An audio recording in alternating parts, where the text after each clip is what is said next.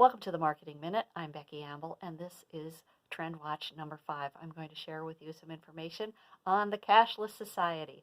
So less than a year ago, Pure Charitable Trusts did a study on people embracing mobile payment, and the study found that people were not adopting the mobile payment the way that industry thought that they would, so it was kind of coming on slow. Then came the spring of 2020, and you all know what happened then.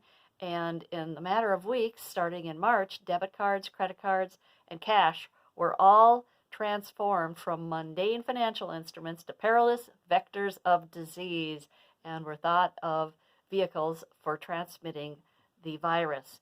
So about that time, very few people were using cash or the plastic if they had an option. And today, many of these people are opting for touchless payment.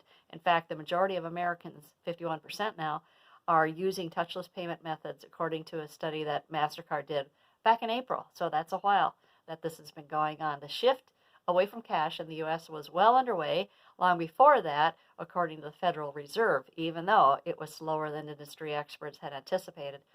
In 2018, for the first time, debit cards and credit cards surpassed cash and became the #1 payment instrument for American consumers. Young adults were leading the transformation, obviously, and people aged 25 to 34 used cash as their payment instrument in just 18% of their transactions in 2018, and they used credit cards in 28% and debit cards in 34%. Now, people in the next age cohort up, 35 to 44, used cash in 19% of the transactions. They used credit cards in 24% and debit cards in 34%. So, and then Americans aged 55 plus, cash was still the preferred way to pay, and that accounted for 31 to 33% of all transactions in people that were over 55. And that, again, is based on 2018. Now, we're rethinking all of this in 2020. So the use of cash has fallen, and in the United States, 51% of consumers report using cash less often or not at all because of virus concerns.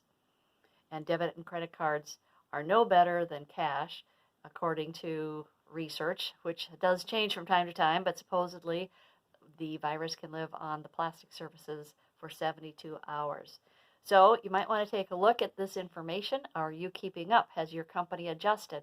Have you come up with ways for customers to purchase without using anything that could transmit the virus? Now, obviously, this is primarily in the consumer world, although whenever we're doing things on a consumer business, this tends to trickle down into B2B world. So keep it in mind. Look at where the thing is shifting as far as the use of touchless payment, and see if there's something that you need to do or want to do in your business to be more proactive. Thanks.